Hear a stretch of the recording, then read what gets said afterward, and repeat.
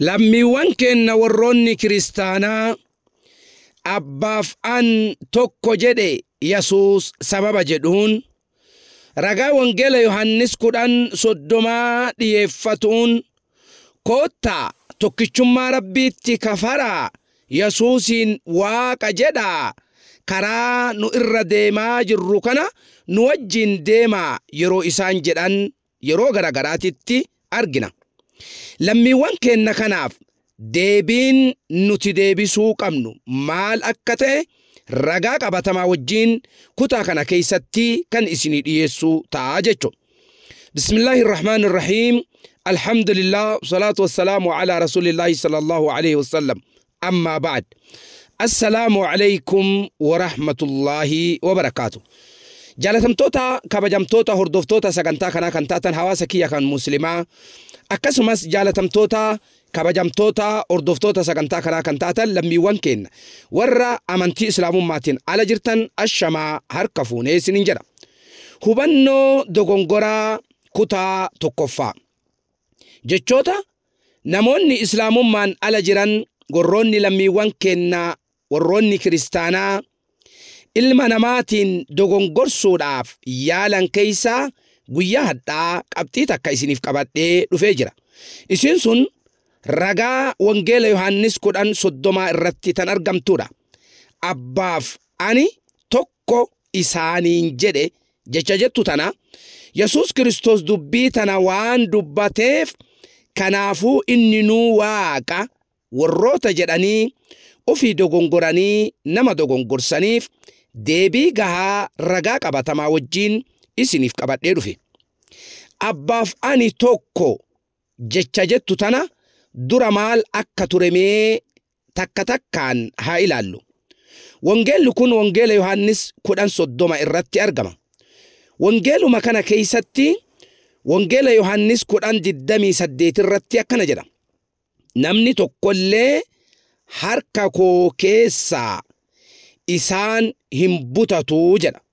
Namni tokkollee harka koo keessaa isaan hin butatu jedha. Wangeeluma kana 29 irratti ammoo homaatiinus harka abbaa koo keessaa isaan butachuu hin danda'u jedha. 30 irratti abbaaf ani tokko isaaniin jedhee jedha. 28tti harka koo keessaa 29tti harka abbaa koo keessaa harka rabbii keessa. Kuni maal agarsiisa? Tokkummaa qaamaati moo tokkummaa seeraati? Fakkeenyaaf namni tokko bulchaa gandaa ta'ee haga anini hooggansa kana irra jiru namni tokko sin tuqu jedha. Akkasuma bulchaa godina birallee deemee innis haga ani hooggansa kana irra jiru namni tokko si tuquu hin danda'u jedhaan. Kan federaalaa birallee deemee haga ani hooggansa kana irra jiru namni tokko si tuquu hin danda'u jedheen. Namoonni sadiin kunniin amma anaaf hooggansi godinaatiif hooggansi federaalaa tokko yoo jedhe tokkummaan tun tokkummaa qaamaati moo tokkummaa seeraati? Maal agarsiisa jennaan tokkummaa seeraati. Kanaan alatti Yesuus Kiristoos yookaan Nabi Ciisaan alayhi salaam eeganaa anaaf abbaan tokko jedhe jechoon walqixa akka hin taane ragaa 1000 kitaabuma lammiiwwan keenya warra kiristaanaa keessatti argamuun mirkaneessuu ni dandeenya. Mee fakkeenyaaf ragaa tokkoffaa ragaa Ximootiyoos 2:5 irra jiru haa ilaallu. Waaqayyo tokkichaa inni gidduu dhaabbatee Waaqayyoof nama walitti fidus tokkicha. Inni immoo Kiristoos Yesuus isa nama ta'e mul'ateedha jedha. Mul'ate ka jedhu kuni afaan Oromoo keessatti itti dabalame malee afaan Amaariffaatiif Ingiliffaa keessallee hin jiru. አንድ እግዚአብሔር አለና በእግዚአብሔርና በሰው መካከል ያለ መካከለኛ ደግሞ አንድ አለ። makaakalanya makanatu guddatee waaqaan walqixa ta'ee waaqa ta'a akkamitti ka ingiliffaa irratti for there is one God and the one mediator jedha.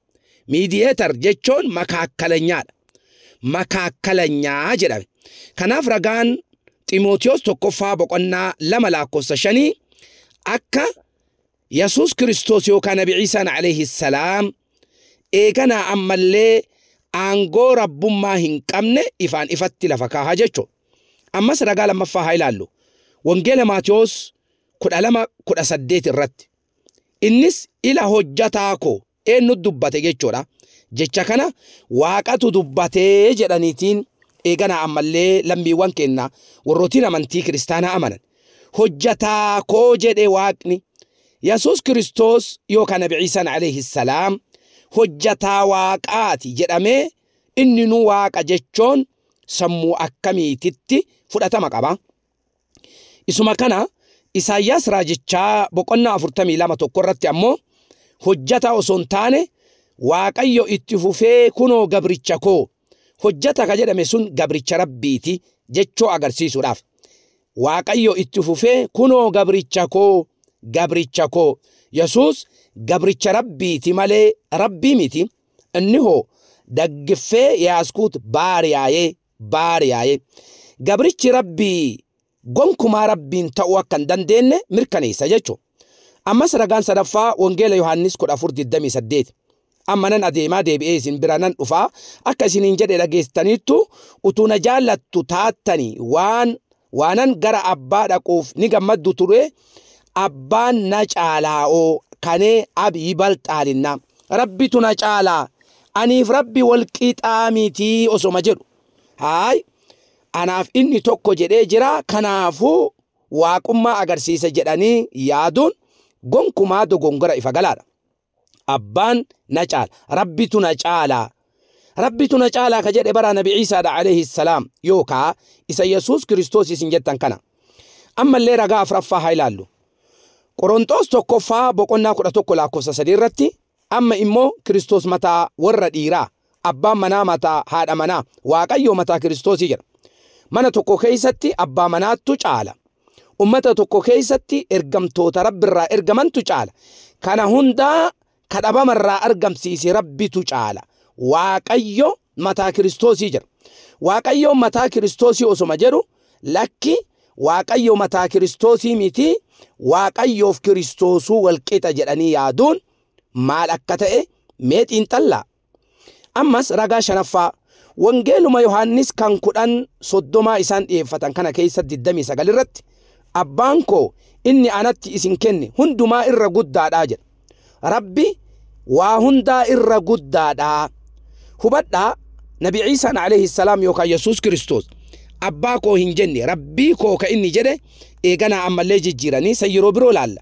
Rabbiin koo waa hundumaa irra guddaadha osoo jedhu lakki inni nuu waaqaa walqixa jedhanii yaaduun dogongora ifa galaadha.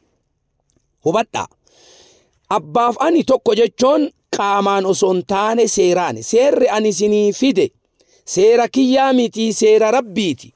Kanaafuu anaaf inni tokko jechuun seerri ani isin barsiisaa jiru seera rabbiiti. Seerri kun tokkoma qabadhaa fudhadhaa tokkichummaa rabbii beekaa jechuudha. Ragaa kana eessa arganne hoo jettan wangeela Yohaannis 5:30 irratti Yesuus itti dabalee ani humna kootiin homaa gochuu hin danda'u abbaa koo irraa akka dhagayetti nan farada firdiin ani faradus qajeelaadha anoo yaada koo duukaa bu'uu hin barbaadu yaada isa ana ergee duukaa bu'a malee jedhe. Yaada isa ana ergee. Ammallee Yohaannis 4:34 irratti Yesuus immoo nyaanni koo jaalala isa ana ergee gochuudha hojii isaa raawwatuudhaan maali isiin tun jennaan wangeela Yohaannis 17:3 irratti dhufteerti. Waaqayyo isa tokkicha isa dhugaa Yesuus Kiristoosii isaati ergite nama beeketu jireenya bara baraa argataadha.